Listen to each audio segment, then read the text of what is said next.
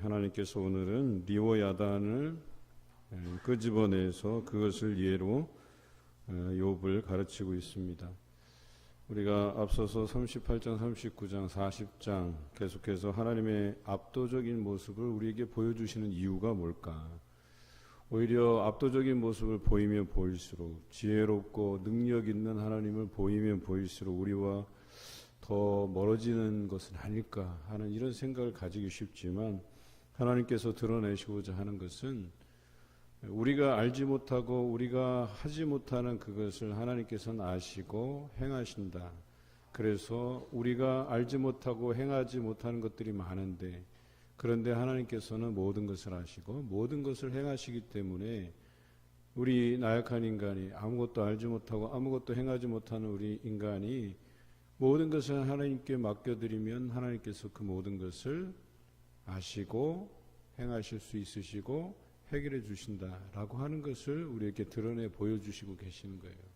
그러니까 우리와의 그 간극을 넓히시고자 하는 것이 아니라 이 간극을 좁히시려고 압도적인 모습으로 말씀하고 계시는 거예요.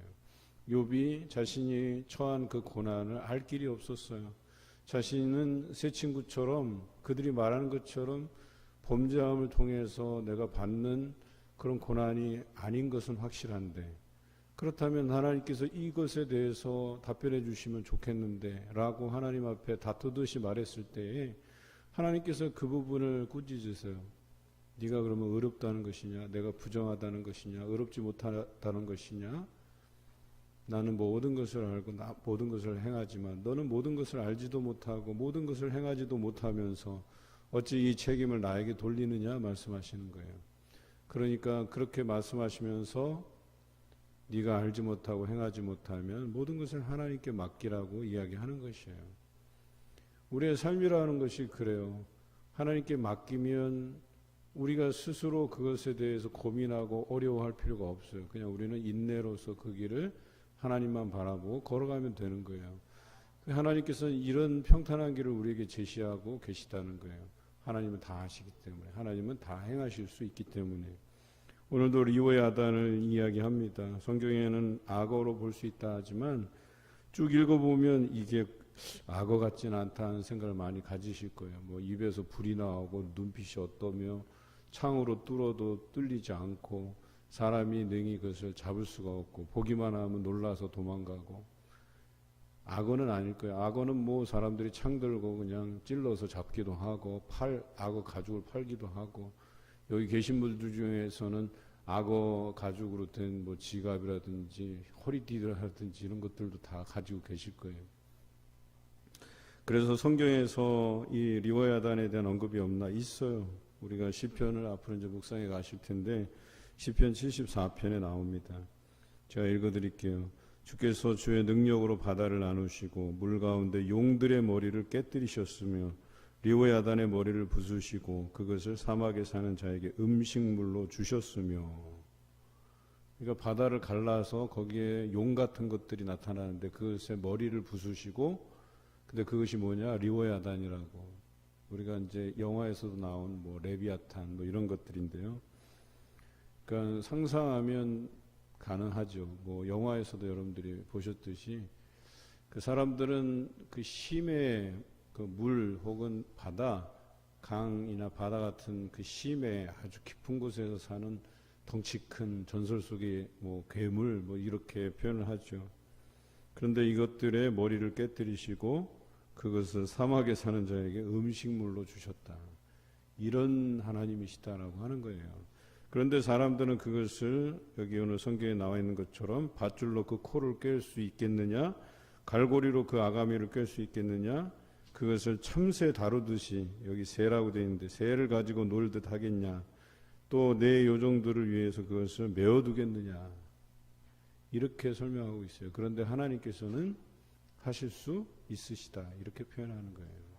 우리는 할 수 없지만 하나님께서는 이 전설 속에나 등장할 법한 그런데 실제로는 존재하는 이런 리워야단을 마음대로 부릴 수 있는 분이시다라고 이야기하는 것입니다. 사람은 감히 그것을 잡아서 장사치들이 그것을 거래하거나 뭐 음식물로 팔거나 할 수 있는 그런 동물이 아님에도 불구하고 또 심지어는 20절에 이렇게 표현되어 있죠. 콧구멍에서는 연기가 나오고 마치 갈대를 태울 때 솥이 끓음과 같다. 그의 입김은 숯불을 지피며 그의 입은 불길을 뿜는구나. 그러니까 흔히 이제 우리가 앞서서 시편 74편의 말씀을 제가 읽어드린 것은 용이 이제 여러분들 용 아시잖아요. 그 용 그러면 전설 속에나 있는 동물 아닌가? 입에서 불이 나가고 그렇죠. 그 용 비슷한 뭐라고 표현하면 좋을 것 같아요. 그런데 이런 것들을 우리가 만나면 느낌이 어때요? 야, 이제 내가 죽었구나. 여기서 절망감을 느끼게 마련이에요.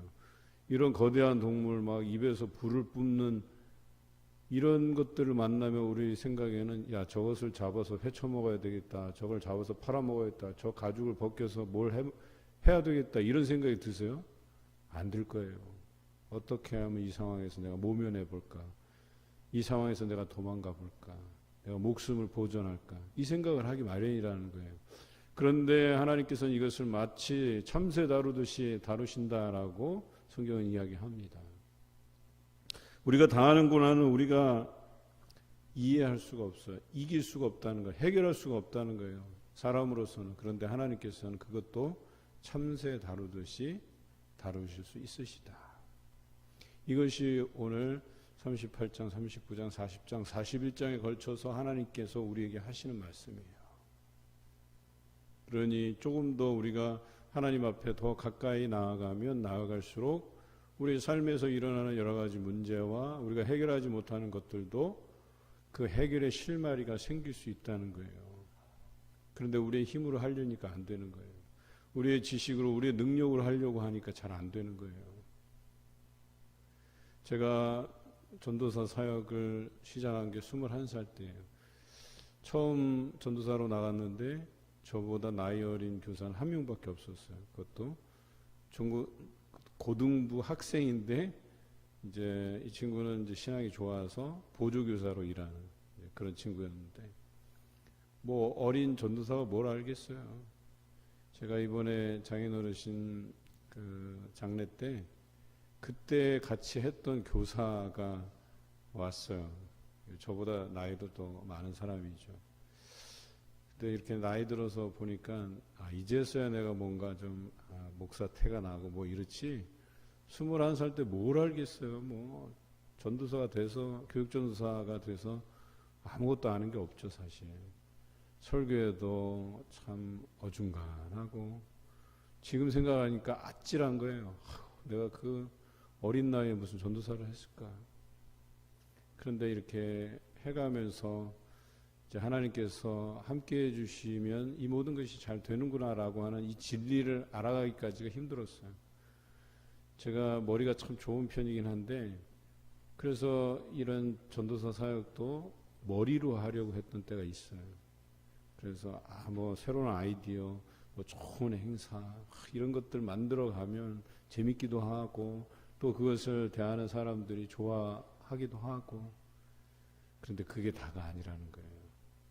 아무리 내 머리로 쥐어짜고 시간을 들이고 물질을 들이고 제가 그때는 그 학교 다니면서 독서실 총무하면서 이제 운전도 하고 애들 가르치기도 하고 그렇게 해서 이렇게 한 달 벌이가 한 300만 원 정도 됐어요.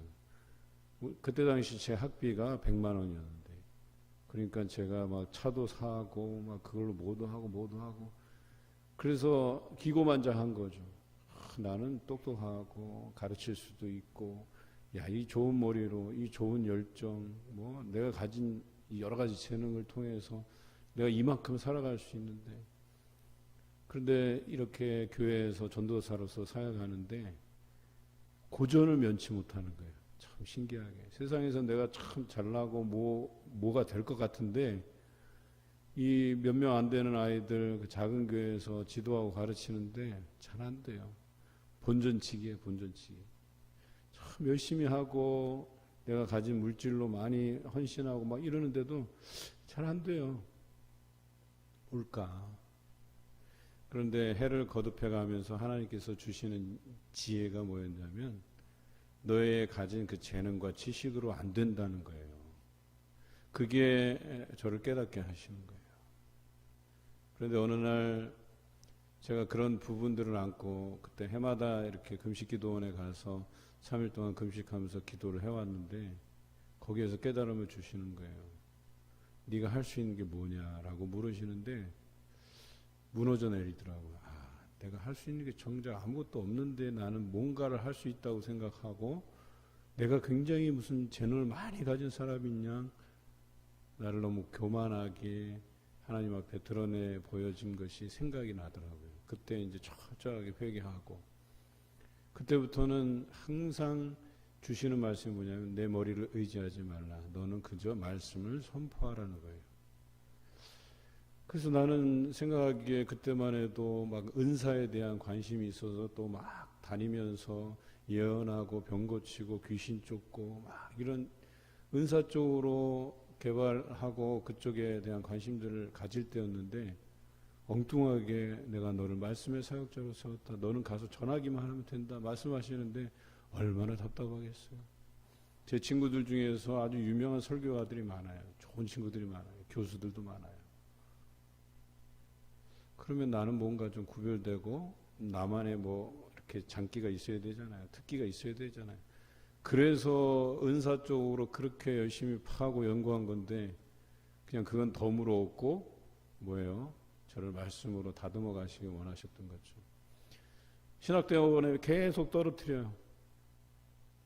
여러분 이해하십니까? 제가 입학할 당시에 50명 중에 7등이 7순위. 한 7등 정도면 조금 열심히 하면 뭐 장학금도 한번 생각해 볼 수 있고 막 이런데 공부 쪽보다는 그 시간들 동안에 뭐 과외하고 뭐 하고 다른 데 관심이 많았어요.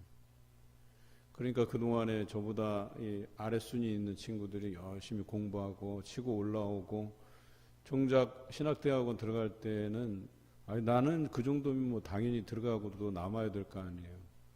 그런데 그 신대원 입시가 바뀌는 거예요. 그래서 비학점제라고 하는 그 학부 출신들, 장신대 학부 출신들에게 주는 특혜도 없어지고 또 저 같은 경우는 학교에서 운동하고 데모하다가 이렇게 블랙리스트로 딱 만들어지고 그러니까 뭐 신학대학원에 진학할 길이 막막해진 거죠. 갑자기.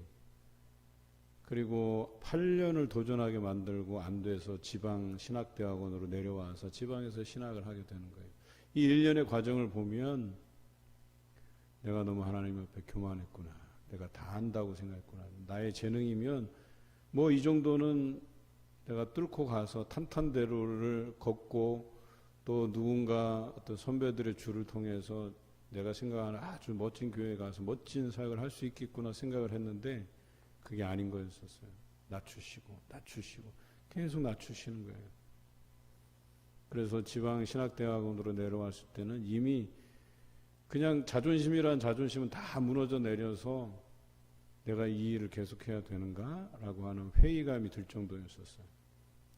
그리고 1학년 1학기 신학대학원 다니면서 자존심이 상해갖고 공부 신경 안 쓰고 그냥 낚시나 다니고 그렇게 허송세월을 보내고 있다가 이제 아내가 새벽에 탁 저를 기다리고 앉아 있는 거예요. 첫째 우리 충고한이를 임신하고 나서.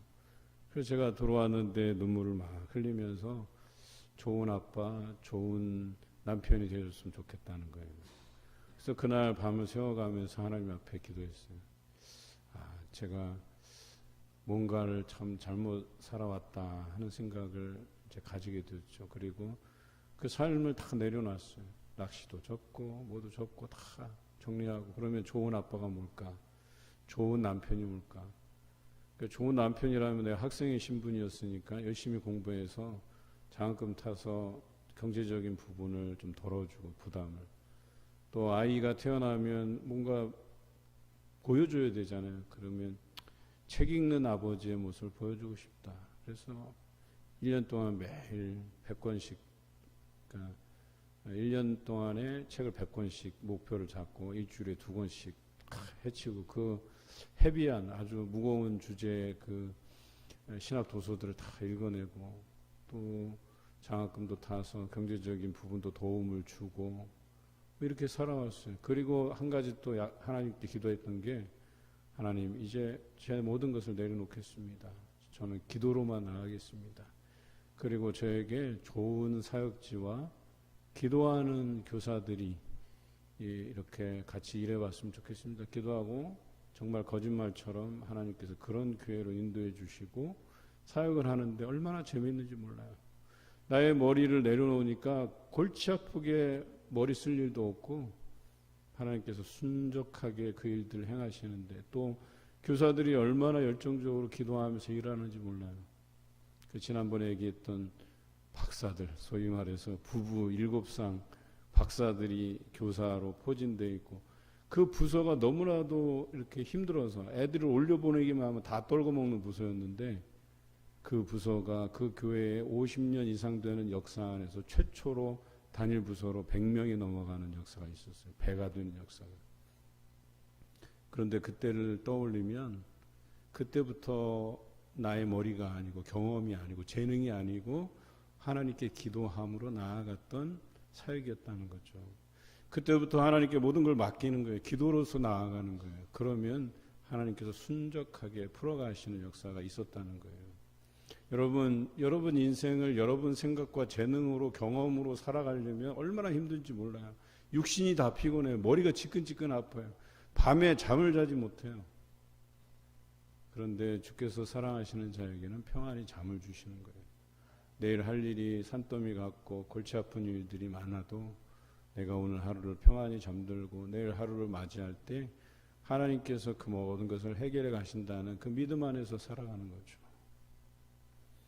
여러분, 때로는 우리가 자녀로 있을 때 부모에게 분명히 혼날 일을 했단 말이에요. 야, 이거 진짜 이러다가 내가 오늘 들어갔다가는 부모님한테 굉장히 야단먹겠구나, 큰일 나겠구나, 이런 생각을 해본 적이 있으실 거예요. 저도 그런 적이 있거든요. 그래서 그 걱정하는 마음으로 들어가는데 정작 부모님은 아무 일 없듯이 그냥 밥 먹었어? 아니요. 밥 해주고 그래. 자는데 이불 덮어주고 그냥 아무 일 없듯이 넘어가는 경우가 있잖아요. 그런 부모의 마음을 한번 경험해 본 사람은 그동안에 부모님이 나를 막 혼내키고 막 이런 경험들도 다 있게 만드는 거죠.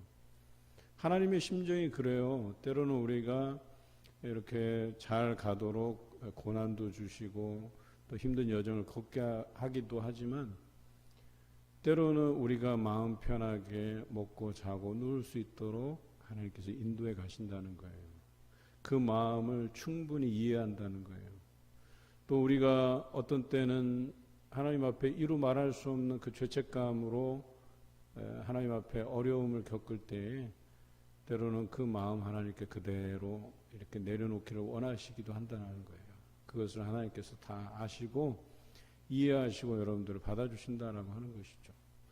때로는 이유를 알 수 없는 그 고난을 만날 때, 그 어려움에 처했을 때 왜 다른 건 다 완벽한데 왜 이런 문제를 우리에게 주셨을까 고민하기도 하죠.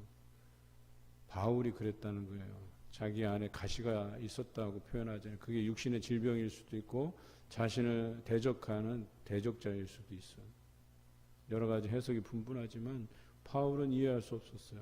몇 번이나 기도했는지 몰라요. 그런데 그것이 내게 족하다 이런 말씀 한마디에 그냥 내려놨어요. 그 가시에 대해서는 더 이상 나의 그 가는 길에 이것이 하나님께서 해결할 문제이시지 내가 고민한다고 해서 해결될 문제가 아니라는 걸 알고 내려놨단 말이에요. 그리고 그의 인생에 이 사도행전의 그 하반부 모두를 하나님의 뜻대로 행할 수 있는 복음 전도자로서의 삶을 살아가지 않았습니까? 여러분도 마찬가지예요. 내가 해결할 수 없는 것들에 대해서는 하나님께 맡기세요. 그리고 기도하세요. 그리고 하나님의 그 놀라운 역사를 기대하시면 좋을 것 같아요. 내가 이것만 해결하고 하나님 앞에 성실히 나가겠습니다. 이거 평생 해결 안 돼요. 그렇게 해서는. 그것은 하나님께 맡겨두는 거예요. 나는 하나님 앞에서 하나님께서 내게 맡기신 그 사명들을 감당하는 데 집중해야 되는 거예요. 오늘 욥이 그렇습니다. 이것으로 해서 고민할 필요가 없는 거예요. 이렇게 모든 것을 아시고 이렇게 모든 것을 행하실 수 있고 리워야단 같은 것들을 새 다루듯이 다루시는 그 하나님께 모든 것을 맡기라고 이야기하는 거예요. 그리고 욥은 하나님 앞에서 대답하지 못하지요.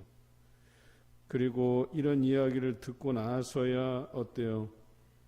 욥이 드디어 하나님께 고백하죠. 주께서는 못하실 일이 없사오며 모든 계획이 못 이루실 것이 없는 줄을 내가 아오니 그랬어요. 우리 내일 우리가 다루겠지만 그제서야 번뜩인 거예요. 아, 그렇구나. 내가 왜 이 사소한 문제를 가지고 내 목숨 간당간당 하는 것 때문에 이걸 내려놓지 못하고 하나님을 의지하지 못했을까? 하나님이 의롭지 못하다고 부정하다고 이야기했을까? 이제는 알 수 있는 거예요. 하나님께서는 다 이루실 수 있고 또 못하실 일이 없으십니다. 이런 고백이 있었던 거예요. 그랬더니 어때요? 욥이 그 인생에서의 극적인 반전이 이루어지는 거죠. 그를 회복시키시고 자녀와 재산들을 갑절이나 베푸시는 그런 하나님을 경험할 수 있게 되는 것이죠. 여러분, 하나님께 다 내려놓으시고 맡겨두시기 바라요. 그것이 우리가 인생을 평탄하게 살 수 있는 방법이에요. 우리가 할 수 있는 게 잘 없어요. 책을 많이 읽는다고 머리만 하얘질 뿐이에요. 그냥 머리가 복잡해서 잠을 이루지 못할 뿐이에요. 여러분, 생각을 많이 한다고 해결이 됩니까? 잠을 이루지 못할 뿐이에요. 그래서 주의 사랑하시는 자에게는 평안히 잠을 주신다는 이유가 뭐냐면 세상에 근심이 너무나도 많은데 그냥 간단하게 이거 내가 고민한다고 해결되는 거 아니야. 하나님 앞에 맡겨드리고 하나님 해결해 주실 줄 믿습니다. 저는 오늘 하루도 하나님께서 주신 잠을 청합니다. 주무셔요. 그리고 새벽에 일찌감치 하나님 앞에 기도함으로 인생을 시작하시기 바라요. 오늘 하루도 여러분이 이런 하나님을 배울 때 그분이 모든 것을 이끌어 가시고 그 어려운 문제도 새 다루듯이 다루시는 그 하나님께 맡겨드릴 때 여러분 인생에 참 기쁨과 또 평탄한 길을 맞이하시는 여러분 하루가 되시기를 주님의 이름으로 기원합니다.